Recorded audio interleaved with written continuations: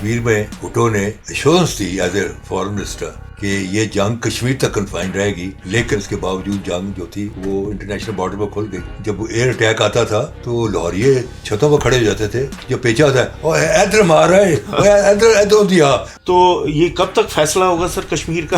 آپ کو اس کے لیے قوموں کو لڑنا پڑتا ہے. جو آج پنجابی کہتے ہیں ہم نے پاکستان، ان کا کوئی تعلق نہیں ہے، کوئی تعلق نہیں. یہاں سر سکندر حیات کی حکومت تھی، یونینس پارٹی جو کہ پرو برٹشر تھی، علی گڑھ یونیورسٹی سے رہ گئی ہندوستان میں. ہمیں چاہیے تھی کہ ہم ایک علی گڑھ یونیورسٹی بناتے پاکستان میں. آپ پاکستان موومنٹ کو انڈرسٹینڈ ہی نہیں کر پائیں گے جب تک آپ علی گڑھ موومنٹ کو پڑھتے تھے. جو پہلی کھیپ آئی ہے امیڈیٹلی آفٹر دی پارٹیشن 47 میں، اس میں زیادہ تر جو بیوروکریٹس تھے وہ یو پی اور سی پی وہاں ان ایریا سے تھے، کیونکہ وہاں تعلیم زیادہ تھی علی گڑھ کی وجہ سے.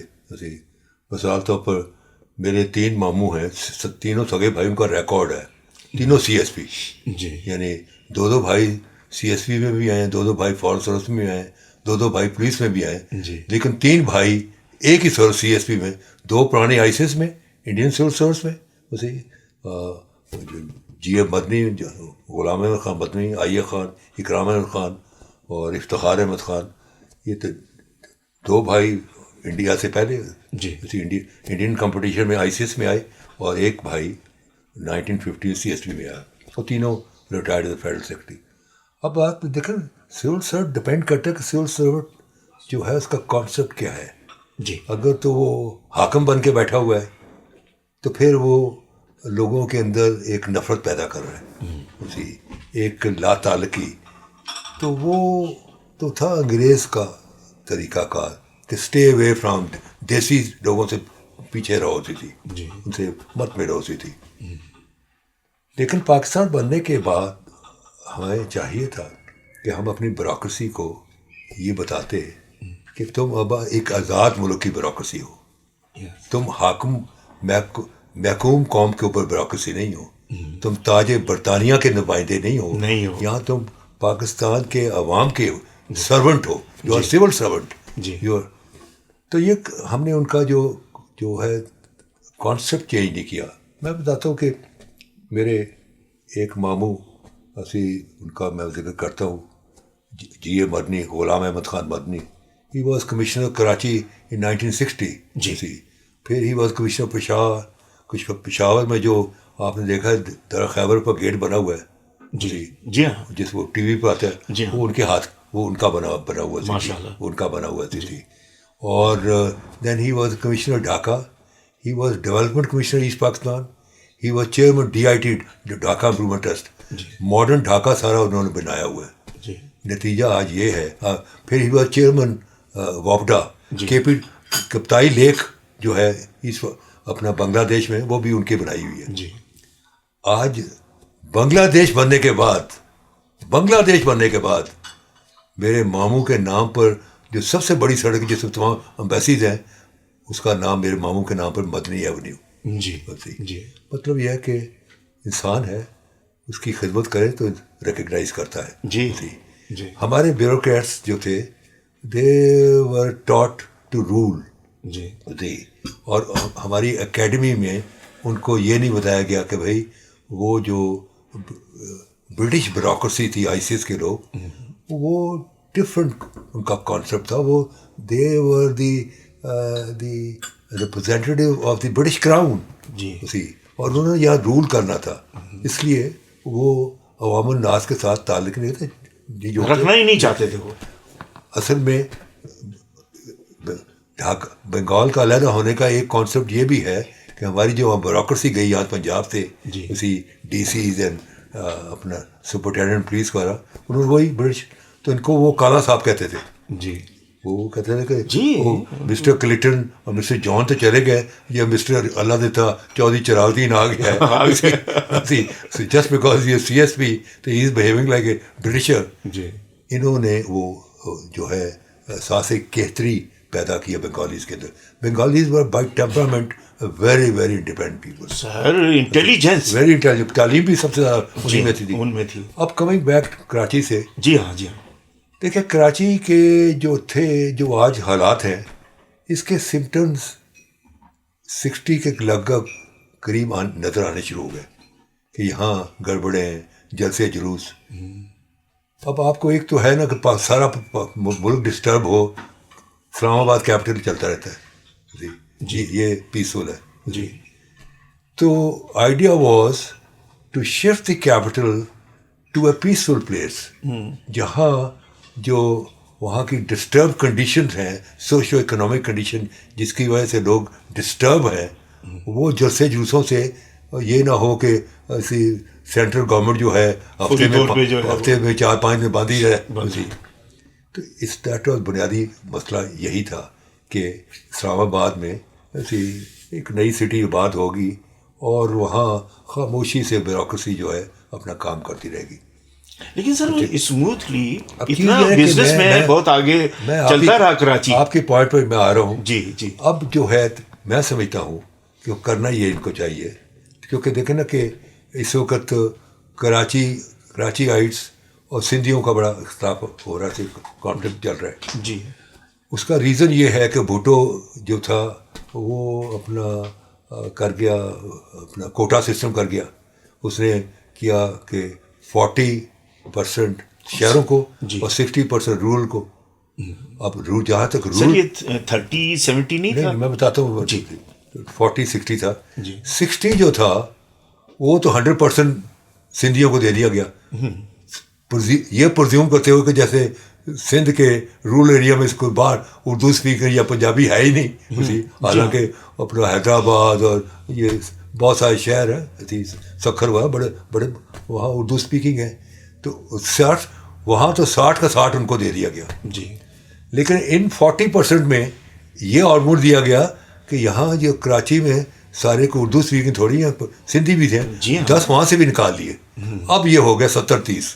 جی جی. اچھا. اب 70-30 ہو گیا. رائٹ. یعنی آن دی گراؤنڈ. جی. لیگلی 60 ہے 40 ہے، لیکن گراؤنڈ پر 70 ہے. اب ہوا یہ کہ ان کے جو سندھیوں کے جو ان پڑھ لوگ تھے، جو اس جاب کے لیے ان کی تعلیم بھی تھی، وہ بھی انڈکٹ ہو گئے. سر وہ اپلیکیشن نہیں لکھ سکتے تھے. اور یہاں جو تھے کراچی سے جنہوں نے PhD اور ماسٹرس کیا تھا، وہ جاب لیس بیٹھے ہوتے. اس کی وجہ سے یہ MQM بنی. یس، میں یہی کہنا چاہ رہا تھا سر کہ MQM بنانے میں تو خیر سر ضیاء الحق کا بھی بڑا ہاتھ ہے. اس کے سینٹیمنٹس جو تھے نا یہ تھے. ہاں، لیکن ضیاء الحق نے تو پیروی کی نا سر، وہ انہوں نے بنا کے، کیونکہ ایک وہاں پہ اچھا جا رہا تھا سر، کراچی بہترین جا رہا تھا. 65% تو آپ کا ٹیکس وہیں سے آتا تھا سر، جو پاکستان کی ساری بیوروکریسی کی تنخواہیں. رول ہے اسے ان کو کھڑا کیا. اور حیدرآباد ان کی بسل جاتی تھی ڈیمونسٹریشن کرنے والا. اچھا، اس میں ممتاز علی بھٹو بھی شامل تھا سر، وہ اس نے بھی. اور پھر یہ گوہر ایوب جو ہے اس کو بھی شامل کا. تو وہ جو وکٹری جلسہ تھا جس میں یہ لیڈ کرا تھا، اور غلام صفدر شاہ جو بعد میں جج اور سپریم کورٹ بنا، جس نے بھٹو کو بریت میں وہ جج تھا تھی غلام صفدر شاہ. تو وہ ٹرک میں بیٹھے ہوئے اسی لیڈ کر رہے تھے جہاں کوئی کلنگ ویلنگ ہوئی، اور وہاں سے سارا اردو، یہ سارا پٹھان ورسز اردو اسپیکنگ جھگڑا ہوا. اچھا، میرے سوال کا آپ نے سر بہترین جواب دیا سر، مطلب کہ، لیکن میں یہ کہنا چاہ رہا ہوں کہ کیپٹل 1 اور کیپٹل 2 کر دیا جاتا، اس میں انٹرپٹ تو اسٹیبلشمنٹ نے کیا سر کراچی کے حالات کو خراب کرنے میں. آج بھی ہو سکتا ہے کیپٹل 1 کیپٹل 2. یس، ہونا چاہیے. دیکھیں نا مثلا منسٹری لائک کامرس اور ٹریڈ اینڈ اپنا جو اور اس قسم کی شپمنٹس جو ہے وہ سارے کراچی میں کر دیں، ان کی منسٹری وہاں کر دیں اپنا. تو باقی جو ہے فار وزارت خارجہ اور اپنا پلاننگ اور باقی جو ہے انفارمیشن وہ یہاں کر دیں. چند منسٹری وہاں کر دیں. آپ یہ دیکھیے سر، MQM کے اندر پڑھے لکھے لوگ ہیں. پرائم منسٹر شوڈ کیپ شٹننگ، کچھ دن رکھے کراچی میں، کچھ دن رکھے اپنا اسلام آباد میں. اچھا، MQM کے حوالے سے تو ہم سر پھر بعد میں سیشن کریں گے. تو اب ہم تھوڑا سا آگے بڑھتے ہیں کہ کیپٹل یہاں ہو گیا، اور یہاں پر آج آپ دیکھ لیجئے پوری دنیا میں کہیں بھی چلے جائیں سر، پنجابی زبان کا بڑا فروغ حاصل ہے. جو بھی بندہ وہاں ملے گا وہ یہی کہے گا ساڑا گرائی ہے, اور مطلب پنجابی اگر نہیں بولیں گے تو بولیں گے ساڑا تے ڈاکخانہ ہی نہیں ملیا.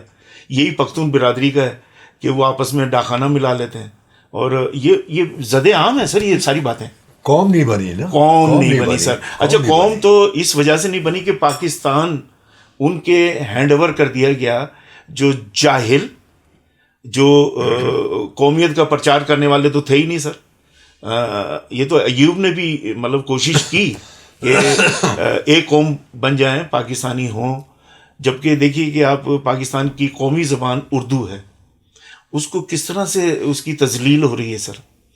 سپریم کورٹ نے باقاعدہ آرڈرز نکالے ہیں کہ سارا سرکاری جو کام ہے وہ اردو میں ہونا چاہیے. سر ہمارے چائنیز کو لے لیجیے آپ, آج تک وہ اپنی چائنیز زبان کے اندر, ان کے ابھی لیڈر آئے تھے وہ سر وہ چائنیز بولتے ہیں, اپنی زبان بولتے ہیں, اور وہ اپنا انٹرپریٹر ان کا ساتھ ہوتا ہے اور وہ ان کو کر رہا ہوتا ہے. ایک انہوں نے ایک قوم کے طور پہ سر, اس میں بھی تو ایک قوم چھپی ہوئی ہے نا سر. تو یہ تو اردو بولنے والے کو تو سر انہوں نے کہا کہ یہ انڈینز ہیں, یہ بھی ایک گالی ہے نا سر. اور پاکستان بنانے والے تو وہی لوگ تھے جو پاکستان انڈیا سے مائگریٹ کر کے پاکستان میں آئے. بے شک. اور وہ صرف کراچی تو نہیں گئے تھے, وہ تو سر پنجاب میں بھی آج بھی موجود ہیں. ان کے خاندان وہ لوگ کہتے ہیں. اور آج بھی سر یہ تعریف ہوتی ہے کہ بھائی ہم نے خون دیا ہے اس ملک کو. تو خون تو جنہوں نے نہیں دیا, رات کو سوئے صبح اٹھے, سر یہ 70 سالوں سے تو وہی حکومت کر رہے ہیں اور بیڑا غرق کر کے رکھ دیا ان لوگوں نے. لیکن سر یہ سارا گڑبڑ, یہ جس کو آپ بھی سر ہم سے زیادہ تو آپ کو پتہ ہے سر اس چیز کا, یہ معاملات کیسے ٹھیک ہوں گے؟ دیکھیں بات یہ ہے کہ جو اپنی لئی ہوتی ہے, جو قوموں کو جوڑتی ہے, جی وہ تعلیم ہے. جب آپ کا نصاب ایک ہوگا, کیونکہ نصاب جو ہے کیریکولم وہ سانچہ ہے, اس سانچے میں آپ جو چیز ڈالیں گے اس سانچے کے مطابق باہر نکلے گی. علی گڑھ ایک سانچہ تھا, وہاں اس سانچے سے جو عبدالرب نشتر نکلتا تھا یا سہروردی نکلتا تھا یا نواب بہادر یار جنگ میں, وہ ڈفرینٹ کلچر کے لوگ تھے لیکن ان کی سوچ ایک تھی کیونکہ وہ ان کا سانچہ ایک تھا. تو یہ جو ایجوکیشن ہے, دس از ایڈہیسو فیکٹر, یہ قوموں میں ایک لئی کا کام دیتی ہے. اور وہ کیریکولم جو ہے, آپ نے 18ویں ترمیم میں تعلیم دے دی ہے صوبوں کو. جی اب کوئی سندھی میں اسکول چلا رہا ہے, کوئی پشتو میں چلا رہا ہے, اور اس کو فردر آپ اس کو جو ہے سیگریگیٹ کر رہے ہیں اور علیحدہ کر رہے ہیں, ڈسٹریبیوٹ کر دیا. ایجوکیشن تو ہونی ایک مرکز کے پاس چاہیے. میں تو سمجھتا ہوں کہ جو 18ویں ترمیم ہے وہ اس ملک کے لیے زہر قاتل ہے, اس کو ختم کرنا چاہیے. کیونکہ ہمارے صوبوں میں وہ اپنی اتنی عقل و دانش ان کی جو سیاستدان میں نہیں ہے کہ اس چلا سکیں. ان کو بس تھوڑی سی اٹانومی دے دیں, باقی پار مرکز کے پاس ہونی چاہیے. مرکز کے پاس ہونی چاہیے. دیکھیں کہ یا کرونا آیا تو سینٹرل گورنمنٹ جو تھی اس کی اور پالیسی تھی, سندھ گورنمنٹ کی اور تھی. جو بیماری پہ کٹھے نہیں ہیں وہ لوٹ مار پہ کیسے کٹھے ہوں گے؟ اور اس میں نقصانات ہوئے, نقصانات ہوئے اور ان کا علاج نہیں ہو سکا. اور اچھا وہ سر اصل میں لالچ آ گیا نا سر, پیسہ کہاں سے آنا ہے. یہ جو پیسے کا بھوت جو ہے سر, یہ سر پہ ایسا سوار کر لیا گیا ہے, چاہے وہ سیاسی پارٹیاں ہیں, چاہے وہ سیاستدان ہیں, چاہے وہ بیوروکریسی ہے, چاہے وہ اسٹیبلشمنٹ ہے. یہ پیٹ نہیں بھر رہا سر ان لوگوں کا. اور میں تو یہ بات کروں گا سر کہ میں یہی سوال آپ سے کرتا ہوں, یہ قرضہ کیسے اترے گا سر؟ یہ جو قرضہ لیے چلے جاتے ہیں, یہ اس دور سے شروع ہوا تھا سر. یہ ایوب صاحب نے ہی, فیلڈ مارشل محمد ایوب خان صاحب, انہوں نے یہ شروع کیا تھا کام, جو کہ ابھی تک ختم نہیں ہو رہا. یہ جب تک ہمارا یہ قرضے کا بھوت ہمارے سر سے نہیں اترے گا سر, تو ہم کیسے ترقی کر سکتے ہیں اس ملک میں؟ دیکھیں بات یہ ہے شیخ صاحب کہ پیٹ کی بھوک ہو نا تو ایک آدھی روٹی ایکسٹرا کھانے سے بھوک ہو جاتی ہے.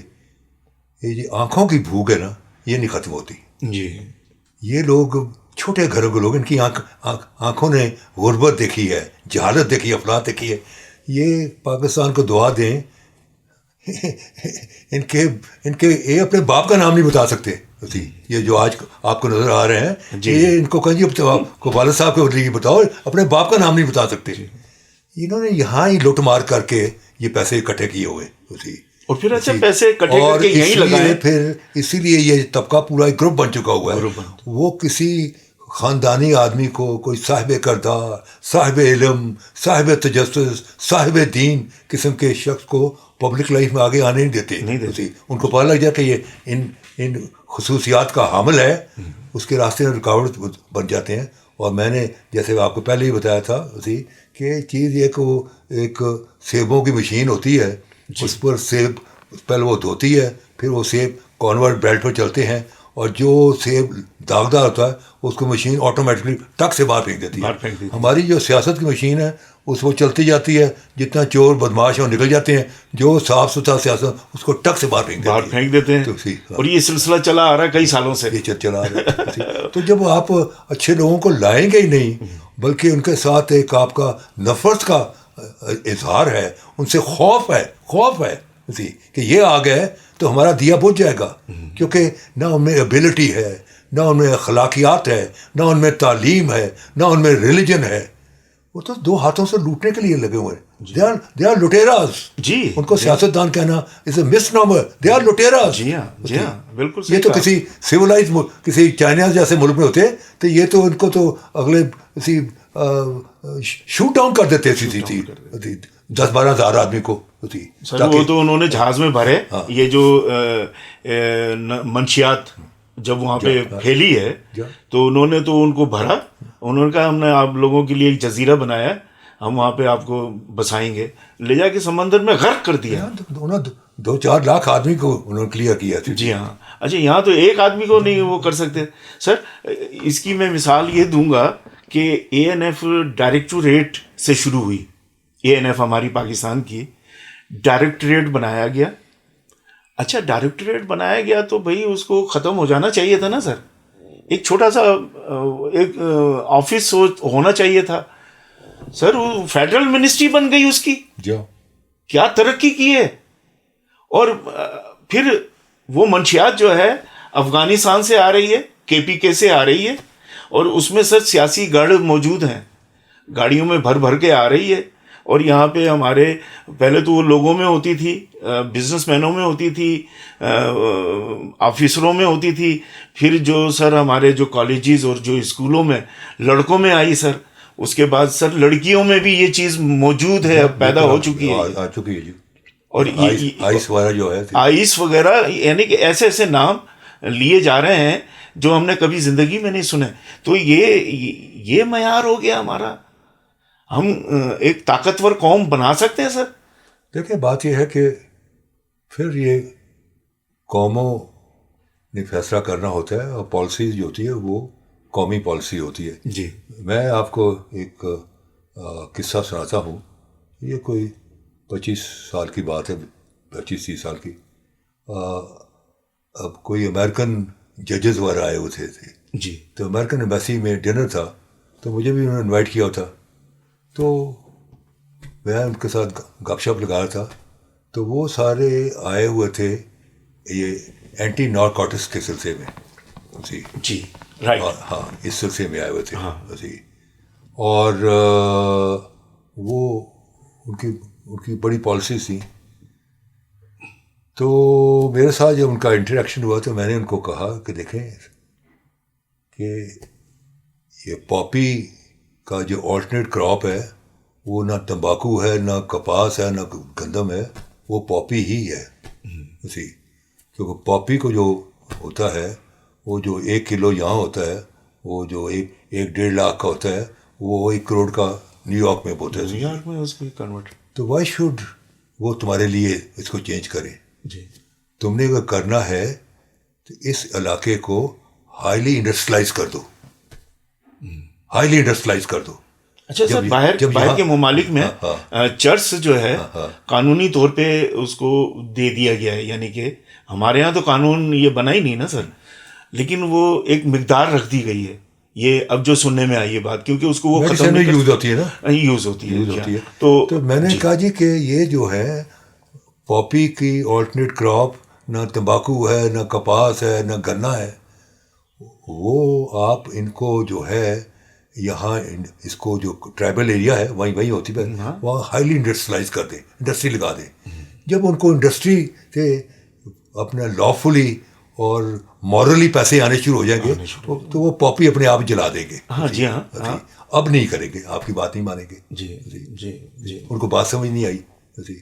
اور یہاں والوں کو بھی بات نہیں سمجھنے چاہتے تھے، انہوں نے پیسے کمانے تھے. جی ہاں، تو سر سمجھ میں تو آ رہی ہوگی، لیکن انہوں نے اس کو اگنور کیوں کیا سر؟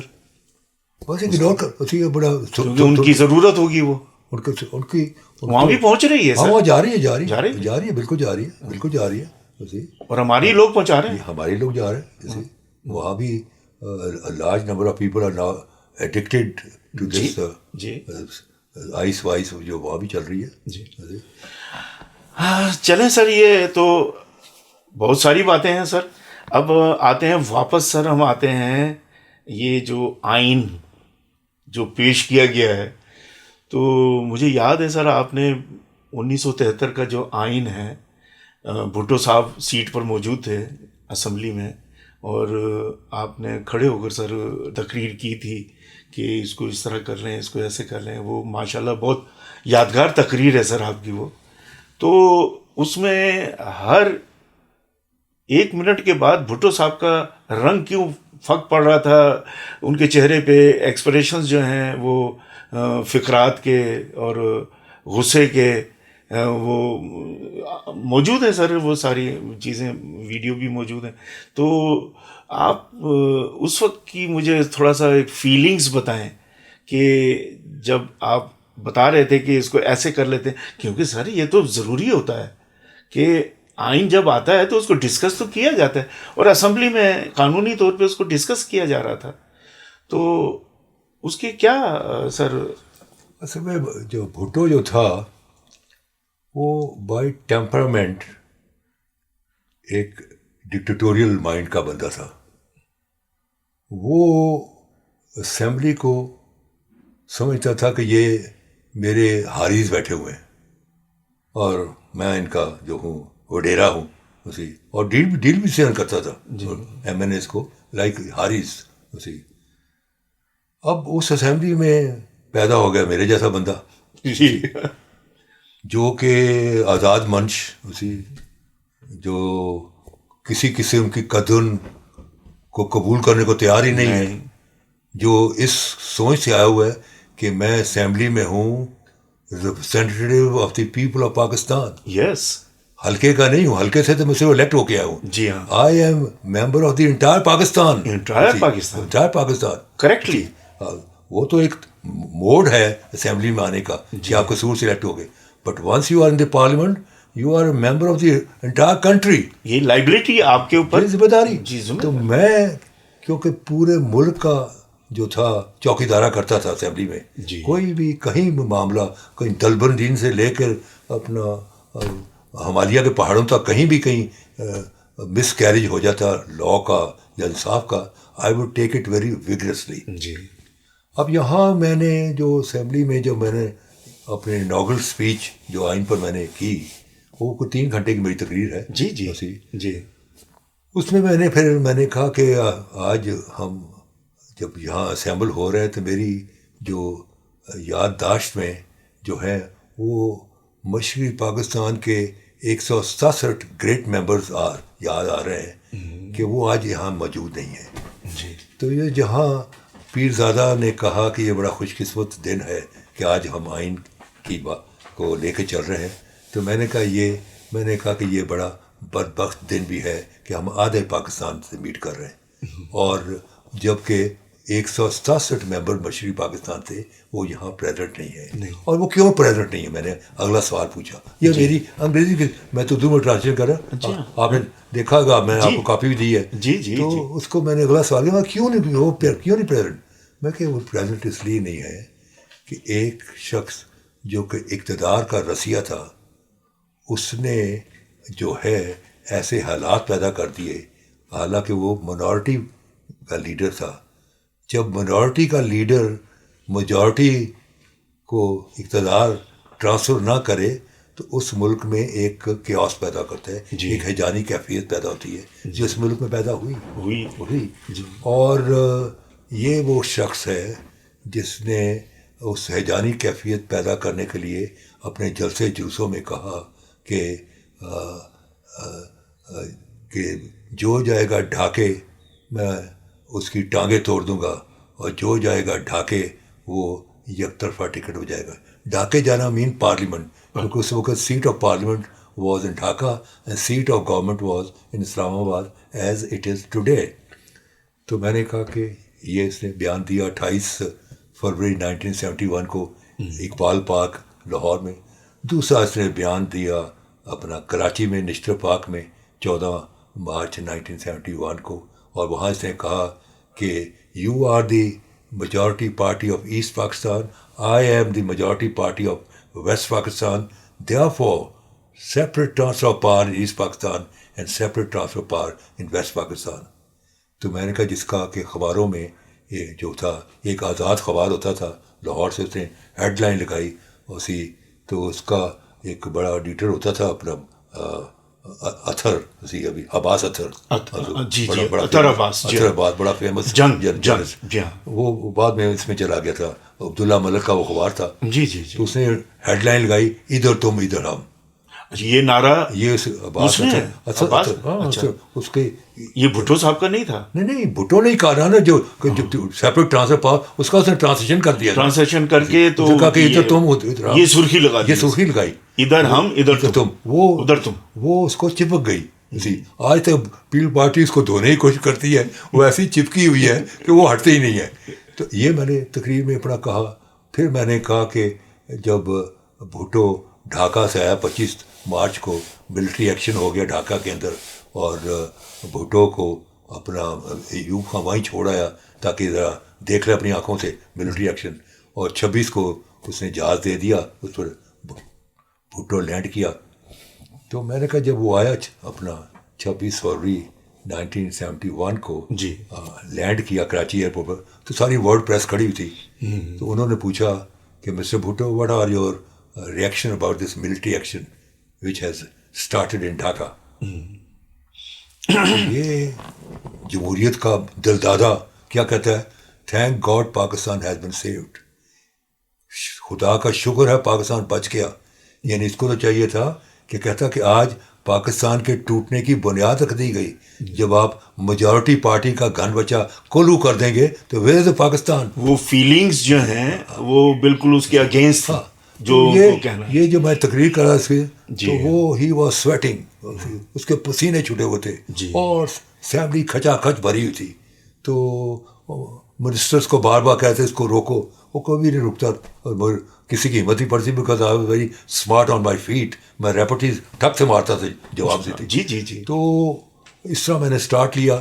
تو اس میں جو بھٹو کا جو تھا کمپلیکس کہ اس نے ملک توڑنے میں جو حصہ لیا وہ صاف نظر آ رہا تھا.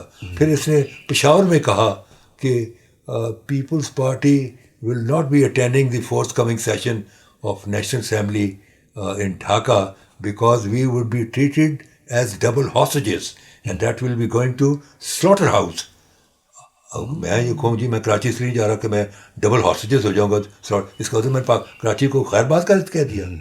تو یہ بھٹو جو تھا مومل الفاظ کہنے کا ماسٹر تھا، جس کو جو مرضی اپنے حق میں کنورٹ کر لے. ان کی جو تھرو تھا بولنے کا، وہ اس میں ایکٹ وہ ایسا کرتے تھے کہ عام آدمی جو ہے وہ نہ سمجھتے ہوئے وہ نعرے لگاتے، جی تو مرضی وہ بدل سکتا تھا اپنے الفاظ کو، حتیٰ کہ وہ مائک وائک بھی ڈرامہ ہوتا تھا سارا. جی ہاں، یہ شہباز شریف صاحب بھی اسی کی کاپی کر رہے ہوتے. تو ڈرامہ ہوتا تھا. وہ تو دیکھے نا کہ اس کا نوکر تھا نورا، وہ اس کو آن دی راک جو تھے نا اپنا ڈرنکس کے اوپر وہ برف کے اوپر اسی پانی نہیں وہ اس کو پلاتا رہتا تھا, اس کے نشے میں وہ لگا ہوتا کرنے. جی ہاں, آئیے تو آئیے مارنے. جی جی جی ہاں, وہ یعنی کہ نارمل ان کی جو لائف میں. اور بھٹو کا ڈر خوف جو تھا, میں اس کا ایک ذکر کر دوں جی چلتے چلتے.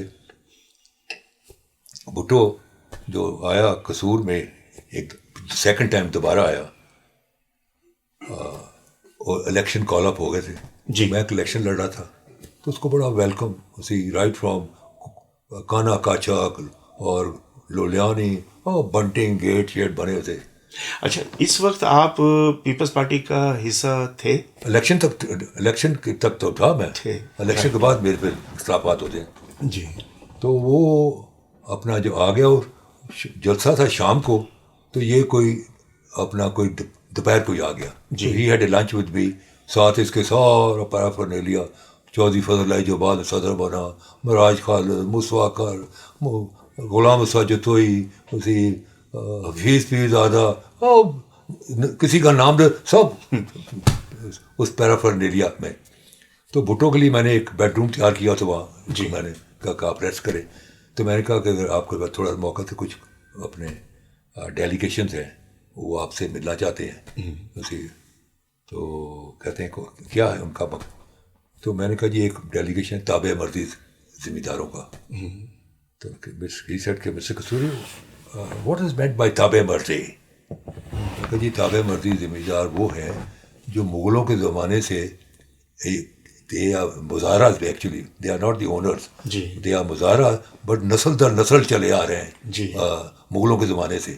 صرف جو کالم ہے ملکیت کا وہاں لکھا ہوا ہے حکومت پنجاب سرکار, باقی یہ انہی میں چلی آ رہی ہے. وہ زمینیں جو ہیں وہ 5 میل بارڈر بیلٹ کے اندر ہیں, وہ ساری فوجیوں نے الاٹ کر لی ہیں. جی, اور یہ اس حلقے کا سب سے امپورٹنٹ ایشو ہے. ہاں, اور آپ چاہے مجھے کھڑا کریں چاہے کسی اور کو کھڑا کریں, اسی یہ ایشو یہ اس کو ریزالو کریں. او یا خان, تم نے قصور کو تبیلا سمجھا ہوا ہے کہ جو ہارا ہوا ہے جرنیل ادھر آ کے لاٹ کر رہے ہیں. I will not let them take the position over my dead body. Bhutto جو تھا اس کی باتوں میں 12 نے جھوٹ ہوتا تھا اور 4 آنے شک ہوتا تھا. ایک جو انہوں نے کاغذ پھاڑا تھا پولینڈ کا ریزولوشن, جس میں انہوں نے کہا تھا کہ سیز فائر ہو تو فوجیں انڈیا کی باہر نکل جاتی, سب کچھ ہو جاتا, مشرقی پاکستان کے ساتھ رہتا. لیکن تو بھٹو کو باری نہ آتی, پاور پھر شیخ مجیب الرحمان کو ملتی. تو ٹیبل پہ ایسے زور سے مکہ ہوا تھا, Mr Kasuri politics nothing but power power power. Bhutto نے کہا جو میں ٹانگیں توڑ دوں گا جو جائے گا. I was the only person from the entire West Pakistan who went to Dhaka on the call of my conscience. Gentlemen, how do I look like? So everybody said, Qaid-e-Azam, you look elegant. And it was there decided, kal jo jalsa hona hai, Qaid-e-Azam will appear in this cap. It became Jinnah cap.